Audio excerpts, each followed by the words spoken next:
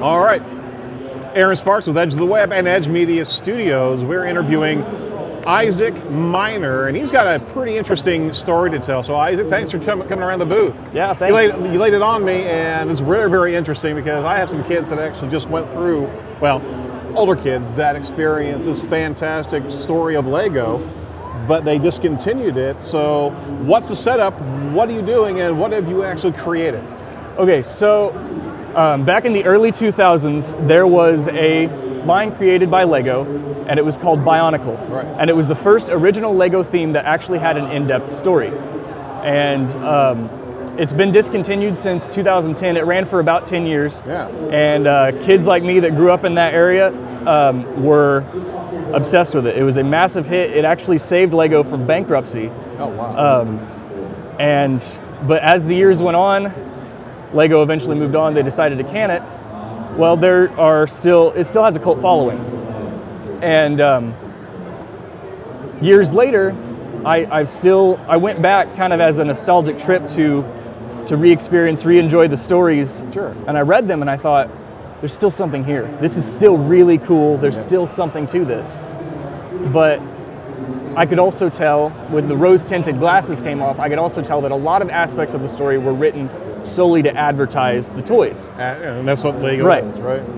So what I'm doing is I took it upon myself to start this fan project to rewrite the entire Bionicle story, unshackling it from the need to sell that product, turning it solely into the epic fantasy story that it deserves to be.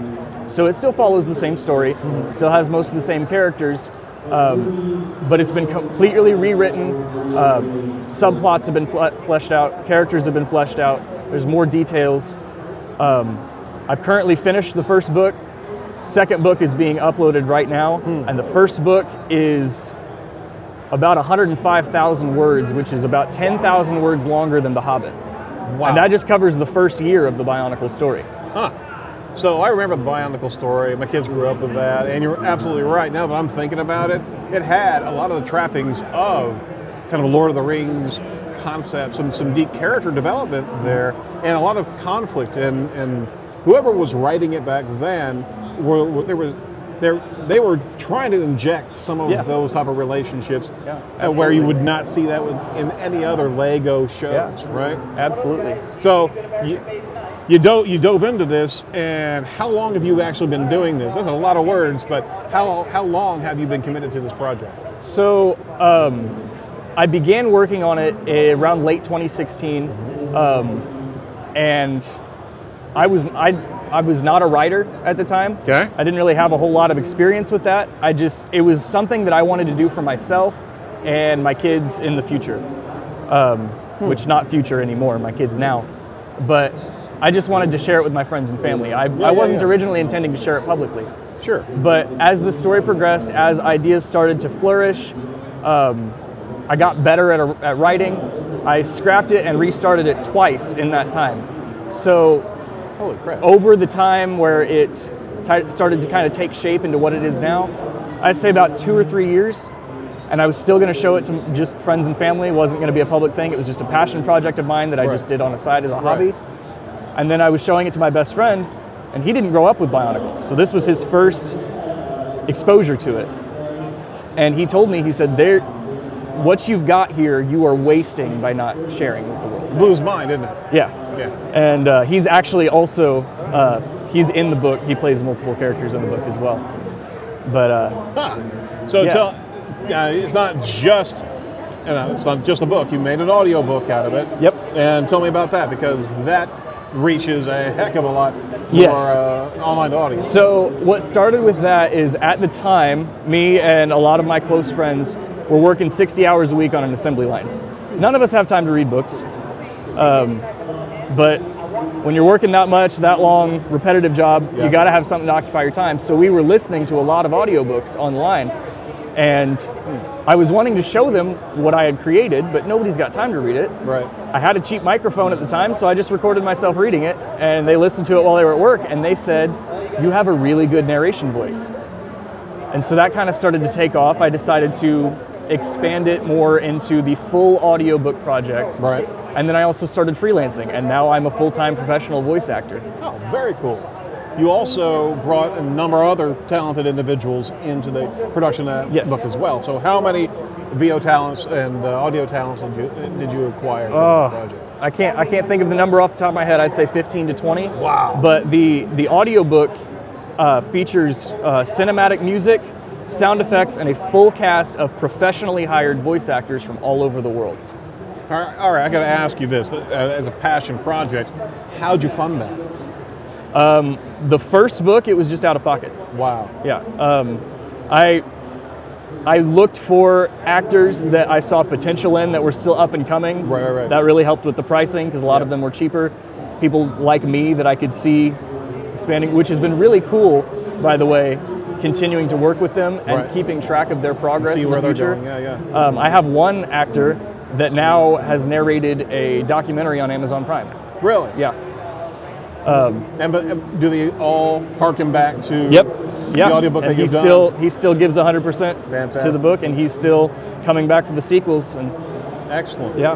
So, audience that's listening to this, they can find you on YouTube. Mm-hmm. All right. Yep. What's the channel there? The name of the channel and the series is just called Bionicle Revised, Okay. and there is a new chapter every Tuesday evening, and the first full book is up on YouTube. It's 32 chapters long. Wow. And book 2 just premiered this week. We got chapter 1 up. Very cool. Congratulations about that. Thank you. So, how has the response been to people online when they're finding that there's been a new investment from fan culture to actually dive into Bionicle? It is overwhelmingly positive. Excellent. So whenever I originally made it, my goal in mind was to introduce new fans that weren't the target demographic at the time. Yeah. Because that was the issue that I took with it, was as cool as Bionicle was, it was limited to just kids like me at that specific point in history. Right. So I wanted to expose it to more people that I thought could enjoy a good sci-fi fantasy story. And so that's why it starts from the beginning. You can go into it having never heard the word Bionicle before and come out at the end of it having full understanding of what's going on. Wow. This book is the reason why my 51-year-old mother-in-law knows who Pohatu is. Wow. So I introduced it for the whole sole purpose of them, but I was also very surprised by how supportive the feedback of the old fans were. Really? Because everyone, myself included, I'm no exception, has a very rigid interpretation of what Bionicle should be. Mm-hmm. So I kind of expected the old fans to just kind of push it away and say this isn't right. No, they wanted to see it continue. Right. But they've been very supportive. They've been very positive. I was able to, like I said, I paid for the first book out of pocket. I crowdfunded the whole second book just because people liked it that Fantastic. much. I was not expecting that much of a turnout for that. What type of additional participation have the fans offered up outside of helping you finance it? Have they wanted to jump into collaboration with you? Yeah, I have a lot of people offering to provide voiceovers. Yeah.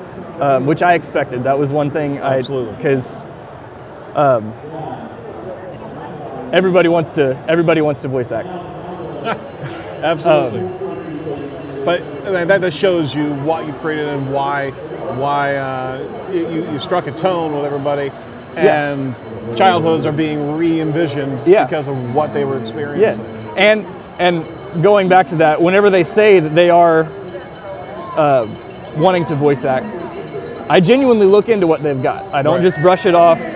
Sure. I know a lot of people might think I do, but I'm genuinely interested in what they can provide. Because if there is a passionate fan that wants to come into this, then absolutely I would let them join their team if they've got what it takes. Yeah. So what do you see the future of this book? You've got the second book now out. Mm-hmm. What are you looking at? Are you looking at a particular end in sight, or is this going to be continuing and growing, a whole universe expanding? Yes to both. There is an end in sight, but it's a long ways away. I posted a kind of a rough pipeline of the titles that I have in mind, because the goal is to release one book a year. Sure. And I'm 26 years old right now, and I think projection, I'm going to be 42 by the time I'm finished with the last book.